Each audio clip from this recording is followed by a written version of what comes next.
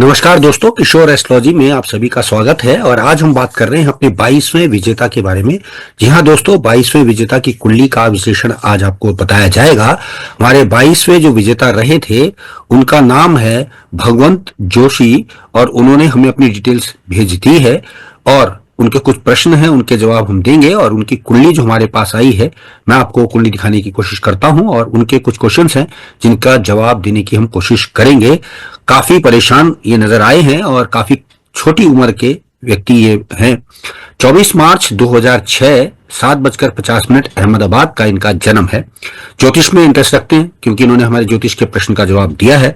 बहुत अच्छी बात है, बहुत छोटी अवस्था से ज्योतिष जानने की कोशिश कर रहे हैं। कुछ प्रश्न हैं इनके जो कि इनकी आयु के अनुसार ठीक ही हैं, तो उनके जवाब हम देना उचित समझते हैं, वो हम देंगे। काफी जिज्ञासाएं इनकी ज्योतिष को लेकर है, तो वो भी हम यहाँ बताने की कोशिश करेंगे। आइए मैं आपको दिखाता हूँ शेयर स्क्रीन के माध्यम से इनकी पत्रिका क्या कह रही है और वो क्या भविष्य को दर्शा रही है। बात करते हैं इनकी पत्रिका की, तो 24 मार्च 2006 7:50 अहमदाबाद का इनका जन्म। कुंडली जैसा कि आप देख ही रहे हैं, कुंडली इनकी बनी है मेष लगन की और मेष लगन के जो मालिक बनते हैं वो बनते हैं मंगल, जैसा कि आप सब देख रहे हैं धन भाव में चले गए हैं। अब बात करते हैं चौथे भाव की, तो वहां वक्री अवस्था में शनि दशमेश होकर एकादशेश होकर बैठे हैं। छठे भाव में केतु, सातवें भाव में गुरु वक्री, नवें भाव में चंद्रमा और 10वें में शुक्र, 11वें में वक्री होकर बुध तथा राहु और सूर्य 12वें भाव में है। कुल मिलाकर देखा जाए तो वक्री ग्रहों का प्रभाव ज्यादा कुंडली में नजर आया है। जैसा कि आप सब देख रहे हैं, शनि और गुरु और बुध वक्री हैं, राहु केतु वक्री होते हैं, लेकिन उन्होंने सूर्य को भी पकड़ा हुआ है। तो इस प्रकार से अगर हम देखें, और लगन पे शनि की दृष्टि भी है, तो अगर इस प्रकार से हम देख पा रहे हैं तो बड़ा इंटरेस्टिंग फैक्ट नजर आता है कि सारी कुंडली में अधिकतर वक्री ग्रहों का प्रभाव देखने में आ रहा है।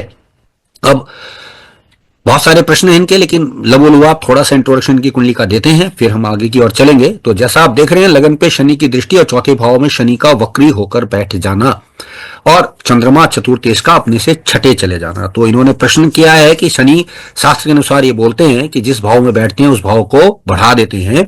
तो मुझे जो है, मेरी माता की मृत्यु बचपन में क्यों हुई, जबकि मेरी कुंडली में चतुर्थ भाव में कर्क का शनि बैठा है, और मेरी जीवन में सौतेली में आने के क्या चांस रहे, इसके क्या कारण है, उपाय भी बताएं। तो यहां मैं स्पष्ट कर दूं कि चौथे भाव में शनि का बैठना ये तो सही है कि भाव की वृद्धि करता है, स्थान बढ़ाता है, लेकिन एक तो ये वक्री अवस्था में है। दूसरा, अगर मैं इसको दूसरे में देखूं तो भाव की वृद्धि यानी माँ की वृद्धि होगी, यानी एक से ज्यादा माँ तो आएंगी ही आएगी, ये तो तय है।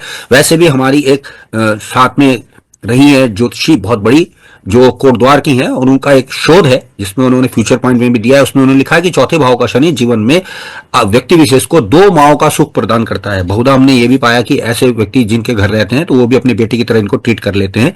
जैसे कि हम मान लेते हैं दूसरे शहर में नौकरी कर रहा हो व्यक्ति, तो उसको भी ऐसा सुख देखने में आया है।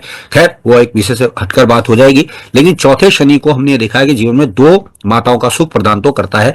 यहां पर एक कारण जो बनता है वो बनता है कि शनि वक्री अवस्था में। तो पहला दाव तो ये खराब हुआ कि आपका शनि है तो वृद्धि कर रहा है, लेकिन वो वक्र अवस्था में है, पहली बात। दूसरी बात, अपने से छठा गया है चंद्रमा, और छठा यानी कि मां में कोई ना कोई विवाद अवश्य है इस व्यक्ति की।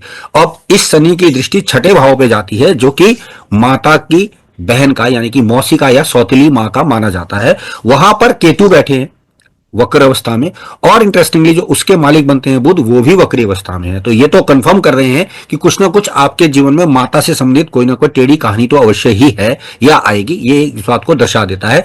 प्लस यहां पर एक बात और भी हम दे दें कि इस शनि की वक्री की दृष्टि आपके कैरियर लगन पर आ जा रही है, तो वो भी, और कैरियर पे तो ऑफ कोर्स है ही है, तो लगन पे भी दृष्टि है। तो कुल मिलाकर शनि ने आपको किसी प्रकार से बंधन की तरह रखा है कि इसको मैं ऐसी अवस्था में रखूंगा, और यही एक ड्रॉबैक आगे आगे चलकर मिलने वाला है। तो आपका ये प्रश्न तो क्लियर हो गया होगा कि आपको दूसरी माता का सुख क्यों मिल रहा है, सौतेली माँ क्यों मिल रही है, बचपन में माँ जल्दी क्यों गुजर गई, वगैरह वगैरह। तो क्लियर है कि शनि की वजह से ये समस्या आए हैं। शनि, वैसे तो मैं मानता हूं कि सारी कुंडली में पूर्व जन्म का कोई इफेक्ट होता है, लेकिन यहां पर क्योंकि आपका कार्मिक बंधन शनि गुरु और बुध से ज्यादा आ गया है, तो कहीं ना कहीं शनि इसके लिए दायित्व रहे हैं। और शनि को अगर मैं इस रूप में देखूंगा तो मैं कहूंगा कि कहीं ना कहीं पिता से संबंधित भी कोई ना कोई विरोधाभास आपकी पत्रिका में आने वाला है। अब आगे चलें, मुझे किस ग्रह के रत्न को धारण करना चाहिए ये जानना चाह रहे हैं। तो देखिए, आपकी कुंडली को देखते हुए मैं आपको एक ही राय दूंगा कि आपको मूंगा रत्न धारण करके रखना चाहिए हमेशा के लिए, क्योंकि लग्नेश को मजबूती अगर आप दे देते हैं तो बहुत फायदा मिलेगा। आपका मंगल जो है वो अपनी ही राशि में बैठा है और अपनी ही नक्षत्र में बैठा है, राशि तो उसकी शुक्र है। और अब यहां पर एक बात और बता दूं कि लगन पे शनि की दृष्टि होने से कहीं ना कहीं मंगल को अगर हम ताकत दे देते हैं तो बहुत फायदा रहेगा। और जैसा कि आपने बताया कि जन्मकालीन समय में आपको जो दशाएं मिली हैं उसके अकॉर्डिंग मेरा मानना है आप पे अभी मंगल की ही दशा चल रही होगी, तो मूंगा इस समय को देखते हुए आपके लिए बेस्ट रहने वाला है। आपने पूछा कि मेरी कुंडली में शनि को और मंगल को मजबूत करने के लिए किस भगवान की उपासना करनी चाहिए। देखिए, पहले तो ये समझ लीजिए कि शनि को आपको मजबूत नहीं करना है, क्योंकि शनि आपके ऑलरेडी बहुत अच्छी अवस्था में बैठ गए हैं और वो चतुर्थ भाव में कैरियर में उठापटक मचाते रहेंगे, लेकिन कैरियर देते भी रहेंगे, तो उसको तो मजबूत ना ही करें, बेहतर रहेगा। हाँ, बात करें मंगल की, तो मंगल को अवश्य मजबूत करना चाहिए, तो उसके लिए आप हनुमान जी की पूजा करें, बहुत बढ़िया रहेगा। इसके अलावा आप एक मूंगा रत्न धारण करें, बहुत अच्छा रहेगा। लगन पे गुरु की दृष्टि है तो विवाह के पश्चात आपकी तरक्की ज्यादा अच्छी होती हुई मुझे नजर आती है, यानी विवाह के बाद आपकी खूब ज्यादा तरक्की होगी, ऐसा इस कुंडली में नजर आता है। अल्टीमेटली ये गुरु जो है वो आपका भाग्य स्वामी भी है, तो पत्नी के द्वारा भाग्य उदय होने के योग भी आपकी पत्रिका बता देती है। इस तरह की कहानी इस पत्रिका में नजर आ रही है। अब आगे चलें कि आपने पूछा मेरी कुंडली में शनि राशि का स्वामी चंद्रमा है, तो मेरे को मोती धारण करने से शरीर पर क्या असर पड़ेगा, शनि पर क्या असर पड़ेगा और मेरे को शनि का बल बढ़ेगा कि नहीं। देखिए, आपको चंद्रमा को बढ़ाने का कोई लॉजिक नजर नहीं आता, क्योंकि चंद्रमा भाग्य प्रदर्थ जाके बैठ गए हैं 9वें भाव में, यानी संपत्ति तो आपके भाग्य में लिख दी भगवान ने, लेकिन माता का सुख तो कम कर दिया। अब शनि को अगर हम चंद्रमा को ताकत देते हैं तो कहीं ना कहीं शनि की ताकत को थोड़ा सा कम प्रभाव आगा जाएगा, लेकिन वो आपका कर्मेश है। तो मैं राय दूंगा कि ना तो मोती धारण करना है, ना ही शनिदेव को कुछ करना है, बस आपको एक मूंगा रत्न धारण करना है, हनुमान जी की पूजा करना है, आपके लिए अच्छा रहेगा। विवाह जितनी जल्दी हो सके उतनी जल्दी करेंगे उतना अच्छा रहेगा। अब यहाँ मैं ये भी कंफर्म कर दूं कि पहले नौकरी भविष्य से देख लीजिएगा, गुरु की वजह से मैंने ऐसा कहा है। अब किस ग्रह के मंत्र जाप करने से आपको आवश्यकता लगती है, तो मेरे हिसाब से आपको हनुमान जी की साधना ही करना बेस्ट रहेगा। इसके अलावा कभी कभार चाहें तो नरसिंह देवता की पूजा भी आप कर सकते हैं, क्योंकि पंचमेश को आपके राहु का ग्रहण लगा है, तो अगर नरसिंह देवता की पूजा करते हैं तो उससे भी आपको काफी फर्क पड़ेगा। अब आपका छठा प्रश्न है कि मेरी कुंडली में शनि मंगल की स्थिति देखकर बताएं कि हनुमान जी की आराधना ठीक है कि नहीं। तो मैंने आपको ये कंफर्म कर दिया है। कुंडली के अनुसार किस भगवान की पूजा, तो ये भी मैंने आपको बता दिया कि ज्यादा पूजा पाठ ना करें, अच्छा रहेगा, सिर्फ हनुमान जी को पकड़ लें, हनुमान जी आपके लिए बेस्ट माने जाएंगे। इसके अलावा अब बात कर लेते हैं आपकी दशाओं की, तो दशा को मैं देख के बता देता हूं। दशा जो आपकी बता रही है, दशा इस समय आपकी मंगल की है और मंगल में इस समय गुरु चल रहा है। गुरु में भी अभी आप बुध के प्रभाव में 25 जनवरी तक चलते हुए मुझे नजर आए हैं। तो स्पष्ट रूप से कहूंगा कि आपके लिए हनुमान की साधना सबसे बेस्ट रहेगी। सुंदरकांड का पाठ पढ़ें, अच्छा रहेगा। सूर्य को नीत जल चढ़ाएं, अच्छा रहेगा। पिता की सेवा करें, जितना ज्यादा करें अच्छा रहेगा। सौतीली माँ के योग मैंने आपको बता दिए। बात करें अगर विवाह की, तो विवाह में गुरु बैठा है जो कि भाग्य स्वामी बन के बैठा है, तो विवाह पश्चात भाग्य उदय होगा।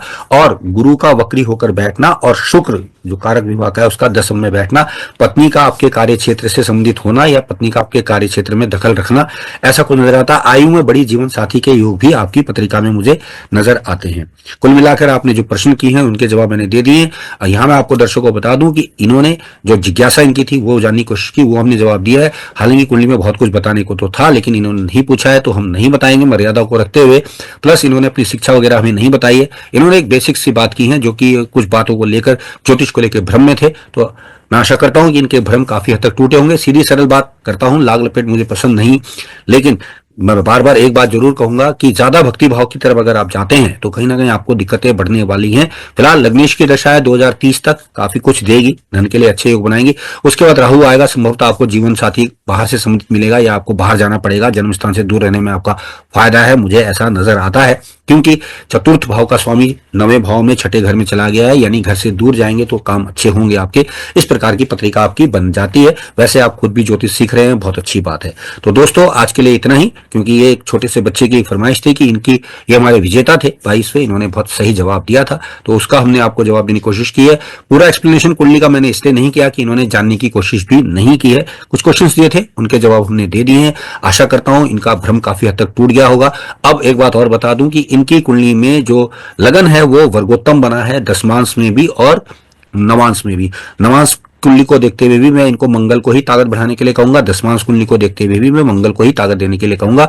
वर्गोत्तम लगन होने के कारण काफी कुछ अच्छा नजर आता है, आयु काफी बन जाती है जब वर्गोत्तम लगन होता है। तो लगन में नवांश लगन की बात करें थोड़ी सी, तो राहु केतु एक्सिस से विवाह का सुख थोड़ा सा देर से मिलेगा या विवाह देर से करेंगे। वैसे भी सप्तम भाव लग्नेश लगन पर जो है शनि की दृष्टि है, सप्तम भाव के स्वामी शुक्र पर शनि की दृष्टि है, तो विवाह तो हर हालत में लेट ही होता हुआ नजर आता है। आशा करता हूं आपको आपके सारे प्रश्नों के जवाब मिल गए होंगे। तो दोस्तों ये थे हमारे 22वें विजेता भगवत जोशी, जिन्होंने हमें अहमदाबाद से अपनी पत्रिका दी थी। और आपको मैं बता दूं, यदि आपने आप तक मेरे इस चैनल को सब्सक्राइब नहीं किया है तो हमारी एक प्रतियोगिता चल रही है, कृपया करके इसको सब्सक्राइब कर लीजिएगा। प्रतियोगिता में पूछे जाने वाले प्रश्न का जवाब दीजिए। बहुत सरल क्वेश्चन पूछे जाते हैं, उनमें से किसी एक विजेता को हम निःशुल्क समस्या समाधान उसकी पत्रिका का करके दिखाएंगे। जो कोई कुल्ली सशुल्क समस्या कराना चाहते हैं, समस्या समाधान कराना चाहते हैं, वो हमारे व्हाट्सएप नंबर 9540715969 पर हमें कॉल कर सकते हैं। तो दोस्तों आज के लिए इतना ही। आप सबने मुझे सुना, आप सबका धन्यवाद। नमस्कार।